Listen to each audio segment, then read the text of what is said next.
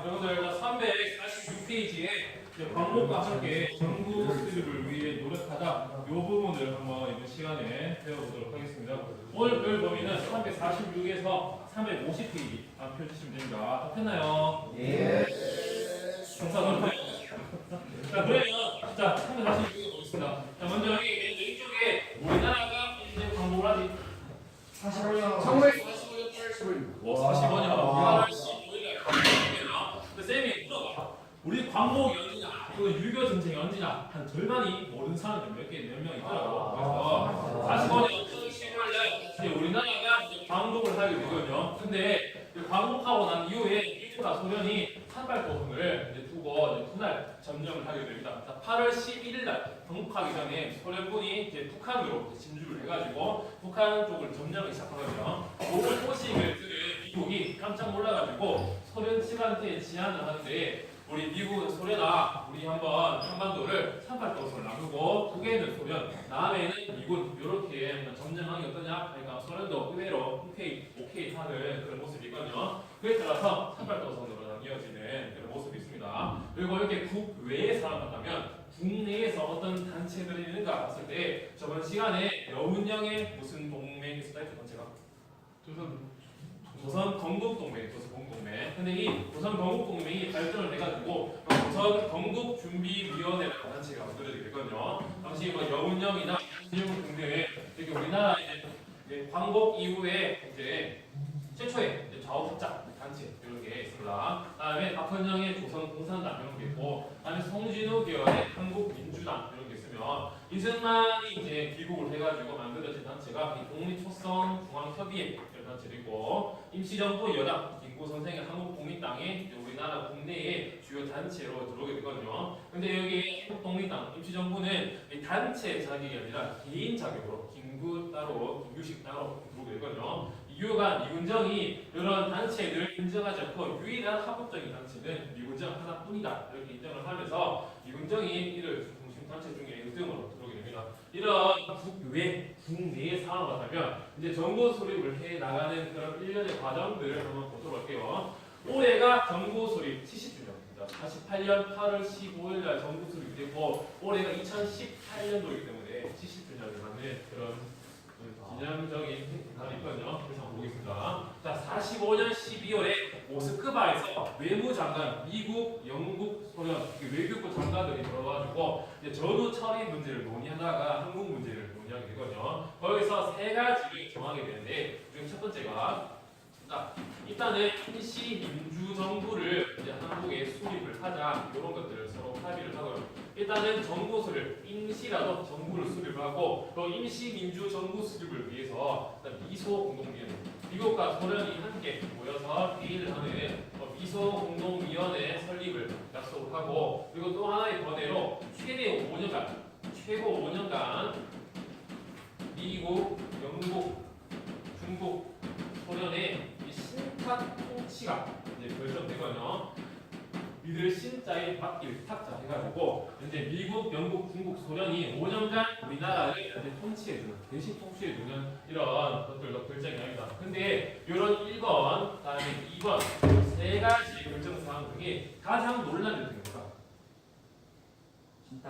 여기 표시되죠. 여기 최고 5년간 이영중소의 신탁통치, 이게 가장 논란이 돼가지고 우리나라 국내에 크게 파장이 되거든요. 그 내용을 보면 먼저 우파와 좌파 입장이 나뉩니다. 먼저 우파 계열들은 여기 신탁통치를 보고 아니 요거는 우리가 48년 8월 15일 날 광복을 했는데 어떻게 채 4달도 지나지 않아가지고 다시 한번 또 이런 제2의 식민지로 전락될 수 있는가, 우리 요거에 대해서 반대를 한다라고 하는 반대의 신탁통치, 반탁을 주장하게 됩니다. 여기 있었던 이승만 계열이라든지 아니면 김구 계열이라든지 한국민주당 계열이라든지 반탁 운동을 주장하게 되고, 좌파 계열은 처음에 이렇게 반탁을 하거든요. 반탁을 하는데 자세히 보니까 여기에 모스크바 삼국 외상회의의 주요 쟁점이 여기 신탁통치가 아니라 일본의 임시민주정부 수립을 하는 데가 가장 초점이 맞춰있다. 그렇기 때문에 임시민주정부 수립을 위해서 우리는 신탁통치에 대해 찬탁을 한다, 찬성을 한다, 이런 찬탁으로 전향을 하게 되거든요. 그렇기 때문에 이들 두 파 간의 대결이 지금도 아직까지 지속되고 있습니다. 이때 아직까지 우리가 우판이 좌판이 싸우고 있잖아. 그 대결이 여기서부터 파생되었다는 말이 안 되거든요. 근데 교과서 보겠습니다. 자, 348페이지 보면 자료 2번 탐구자료에 회의 결정에 대한 우리 민족의 반응 있거든요. 우익 세력은 여기 단탁을 한다. 좌익 세력은 모스크바 삼국 외상회의 결정의 본질은 임시정부 수립이다 라고 하면서 이렇게 찬탁과 단탁을 나눠가지고 좌파, 우파가 이제 심각하게 대립을 해나가는 그런 상황이 전개되거든요. 근데 이런 대립의 상황 속에서 결국은 두 번째 미소공동위원회가 열리게 되거든요. 여기서 이제 어떻게 논의가 이루어지냐 보면 일단 이 미소공동위원회의 목적이 1번 임시민주정부 수립이기 때문에 이 민주정부 수립을 두고 우리 미소공동위원회 함께 참여해가지고 논의할 그런 참여단체를 두고 미국과 소련이 이제 논쟁을 이제 벌이게 되거든요. 먼저 미국의 내용이 무엇이냐 보면 일단은 우리 신탁 통치에 반대를 하기 위해 찬탁을 하되 모든 단체와 우리 미소공동위원회에 참여를 해가지고 민주정부 수립을 해야 된다 이런 주장을 하고 이와 반대로 소련은 무슨 소리냐 여기에 불순 분자들이 들어가면 제대로 된 정부 수립할 수 없다. 그렇기 때문에 찬탁 계열만 신탁 통치에 찬성하는 찬탁 계열만 우리와 함께 논의를 해가지고 민주정부를 수립을 해야 된다 주장을 하게 되거든요. 이렇게 얘기를 나눴을까? 자, 찬탁 계열은 거의 다 좌파 계열이기 때문에 좌파 계열이 우수수수 이렇게 미소공동위원회와 함께 논의를 하게 되면 약간 사회주의 비슷한 국가가 세우기에 매우 유리한 고점을 취할 있고, 근데 이와 반대로 이렇게 미군의 어쨌든 우파 계열의 반탁 계열도 참여를 해야지 자신의 유리한 그런 협상의 고지를 정할 수 있기 때문에 이렇게 의견이 나누게 되는데 결국 요 서로 합의점 찾지 못하고 무기한 휴회되는 그런 상황이 보이게 됩니다. 46년 3월에 열렸는데 그런데 이때 한 명의 사나이가 등장하거든요. 우리 대한민국 임시정부의 초대 대통령 누굴까? 이승만이 정읍에 내려가가지고 전라도 정읍에 내려가가지고 어떤 발언을 하게 되거든요. 어떤 말을 하느냐? 지금 미소공동위원회가 무기한 휴일이고 통일된 정부를 바라지만 그 상황이 여의치 않기 때문에 남한만이라고 이 단독 정부를 수립을 해서 여기 소련놈들 좀 물려치워야 된다 이런 남한 단독 정부 수립을 주장하게 되는 이러한 발언을 하게 되거든요. 요거에 대해 영향을 받은 또 운동이 전개되는데 46년도에 요 좌우 합작을 잡았잖아요. 이는 그대로 좌파와 우파가 함께 모여가지고 운동을 하는 그런 기열이거든요. 요거의 배경은 마치 1차 미소공동위원회가 결렬이 되고 다음에 이승만의 적은 발언으로 인해서 여기에 참여한 세력들은 크게 요 중도 세력 이게 좌파, 우파가 있지만 중도 세력이 가장 당시 수가 많았거든요. 이 중도 계열이 결집을 해가지고 이 단독 정부 수립에 반대를 하고 여기 미소공동위원회에 다시 대체를 요구하게 되는데 여기 중도 좌파에는 여훈영이 여기 참여를 하게 되고 그다음에 중도 우파에는 김규식이 여기 모이게 돼가지고 이 중도 세력들 간의 시작 이런 좌우 합작 운동이 이루어지게 되고 또 하나가 여기 미군정이 이들을 지원을 해주는 그런 모습이 보이게 되거든요. 미군정이 좌우 합작 운동을 왜 지원했을까? 자, 중도 세력이 가장 많다고 했지. 그렇기 때문에 미군정이 중도 세력들을 앞으로 안아주고 보살펴주면 되게 좀 이들 세력을 포섭하기 위해 이들을 중도 우파로 전향시켜가지고 포섭하게 되면 미군정한테는 더할 역시 좋은 기회를 또 이제 획득했기 때문에 이들이 미군정을 지원을 받게 되고요. 그게 어떤 활동이 이루어지느냐? 일단 좌우 합작 실환칙이 여기서 발표가 되거든요. 물론 많은 갈등을 낳고하니까 읽어보겠습니다. 349페이지 밑에 보면 생각을 키우는 자료가 있거든요. 1번부터 7번까지가 있는데 이제 1번에 모스크바 삼국 외상회의 결정에 따라서 임시민주정부 수립을 한다. 다음에 미소공동위에 속해 요청한다. 3번, 4번이 가장 뜨거운 관점이거든요. 3번을 보면 토지는 몰수, 무조건 몰수, 매수하여 농민에게 무상으로 분배하고 중요 산업을 국유화할 것. 여기 토지 분배 문제가 이렇게 논쟁이 되고, 그다음에 네 번째가 칠과천인데 여기 좌파된 우파된 토지 문제나 실파 처리 문제가 상당히 민감한 상황이기 때문에 요게 저부터 치안치기 발표가 되고 좌파 우파가 돼 요걸 두고 뭐 이게 옳니 이게 옳지 않으니 서로 막 물어뜯고 싸우는 그런 모습이 또 보이기도 하고 어쨌든 여기 좌우부터 치안치기 발표돼가지고 좀 더 통일 정부를 수립하기 위한 그런 성명서가 필요하겠고 또 하나가 남조선 과도 입법 의원이 구성이 되거든요. 요거는 임시민주정부가 수립되기 전까지 약간 법률을 입법한 데 있어가 초안을 봐야 되는데 당시 그런 임시 그런 기구인데 어쨌든 요것도 결국은 결렬이잖아요. 결렬된 이유가 무엇이냐? 여기 중도 좌파의 여운형이 이제 암살되는 그런 모습이 보이기도 하고요. 이때 47년에 미국 대통령 트루먼 독트리를 이제 발표하게 되거든요. 이 트루먼 독트리를 비교해가지고 냉전 체제가 심화되는데 이 냉전 체제가 심화됨에 따라 민정이 이 저항자 운동의 지원을 이제 그만하는 그런 모습이 있었고 이 좌파와 우파의 갈등이 점점 심화됨에 따라 결국 이 좌우 합작 운동도 결렬이 되는 그런 모습도 보이게 됩니다. 어쨌든 그 시간이 지나서 이 좌합작 운동이 조금 거의 결렬되기 직전에 거의 제2차 미소 공동위원회가 열리게 되거든요. 그런데 또 1차 똑같이 참여 단체 논쟁을 두고 벌이다가 결국은 미국 자기주장, 소련 자기주장 하다가 결국 이것도 결렬이 되는 그런 모습을 보이자 미국이 손발 가노고요. 이제 요 한국의 요 임시민주정부 수립 문제는 더 이상 우리가 해결할 문제가 아니라 유엔 국제연합의 요 안건을 상정을 해가지고 한국 문제를 논의하게 되거든요. 근데 유엔이 상당히 큽니다. 많은 나라들이 참여를 해가지고 모이는 총회의이기 때문에 많은 국가의 대표들이 모여서 논의를 하는데 여기서 한국 문제를 논의를 한 결과 어떤 대답이 나오냐? 유엔 가치가의 인구 비례에 따른 총선거가 이제 결정이 되거든요. 여러분들 대선이랑 총선이랑 차이점이 뭐가?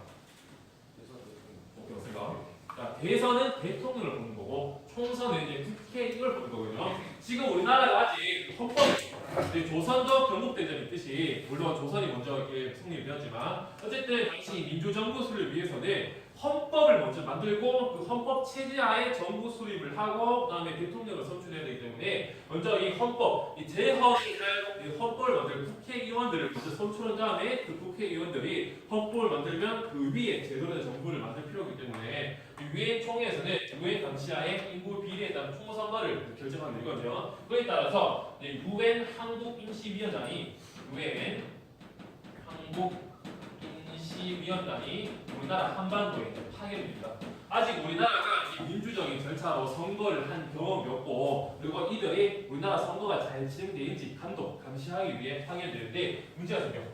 유엔 한국임시위원장이 남한에 들어오는데 소련 측에 대한 소련이나 북한이 이들의 방북을 이제 거부하는 그런 사태가 일어나거든요. 그러면 선거를 치러야 될 때 그 선거를 주최를 할 단체들이 남한에는 들어가지만 북한에 못 들어가는 그런 심각한 상황이 오게 되거든요. 근데 유엔 총회 이미 끝났어. 근데 유엔 총회가 열리면 또 많은 시간과 비용이 열리기 때문에 그 다음 유엔 소총회 조금 더 작은 규모에서 한국 문제를 논의하게 되는데 그 결과 어떤 게 나오느냐? 남한만이 아니라 그러니까 선거가 가능한 지역만이라도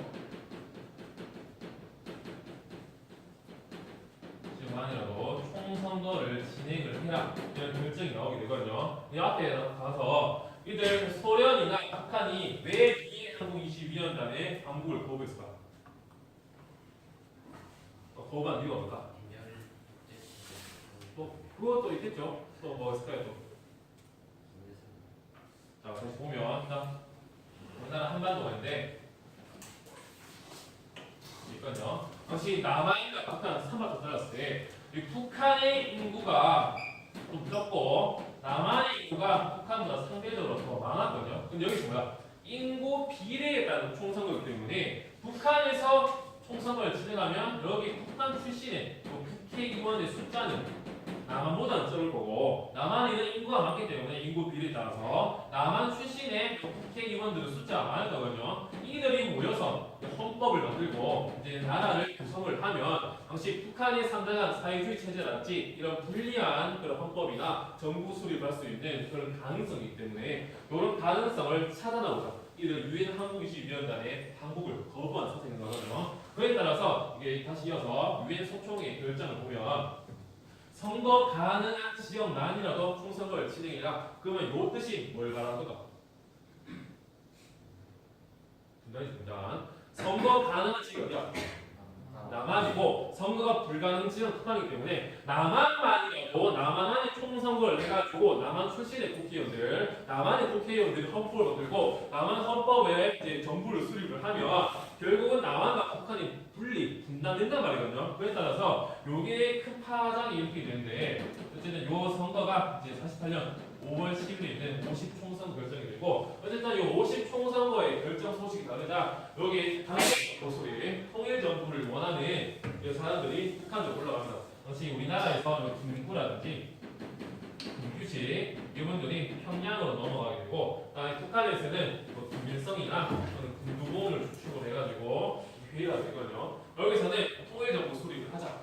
그리고 이소 양군 철수시키자 이런 좀 이상적인 얘기가 나오는데 결국 이것도 50 총선거의 흐름을 막을 수 없었기 때문에 실패하는 그런 모습이 보이게 됩니다.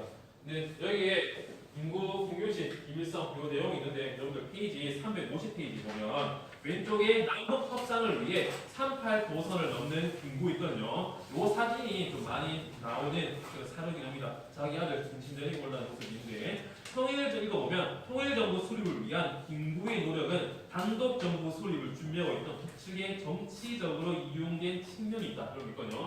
이게 무엇이냐? 여기 김일성이 일단은 우리도 단독정부 반대한다. 우리 어쨌든 통일정부 수립을 위해서 우리 함께 논의를 해보자. 이 남북 협상을 48년도에 두 번 정도 열리거든요. 그래서 여기서도 이제 통일정부 수립하자, 유사형을 철수하자 이런 성과 같은 이런 발표를 하게 되는데 어쨌든 실패했고 결국 남한의 단독정부 수립이 되었기 때문에 김일성이 말하기를 아니 우리는 그래도 통일정부 수립을 위해서 노력을 했다. 근데 남한 여기가 먼저 이 단독정부 만들지 않느냐? 그러면 우리는 어쩔 수 없이 우리만의 북한 정부를 막을 수밖에 없다. 이런 논리하에 48년 8월 15일 날 우리나라 정부가 수립되자마자 48년 9월 9일 날 조선민주주의 인민공화국이 선포되는 그런 모습이었습니다. 어쨌든 이렇게 우리나라 정부가 수립이 되는 그런 과정을 함께 봤고요. 자, 다음 시간에는 351페이지에 우리나라 정부가 수립된 요 재원 국회 활동들 이런 것들 한번 보도록 하겠습니다. 여러분들 여기 346페이지 있는부터 50페이지 사이에 있는 읽기 자료를 꼭 읽어보시기를 바라겠습니다. 자, 감사합니다.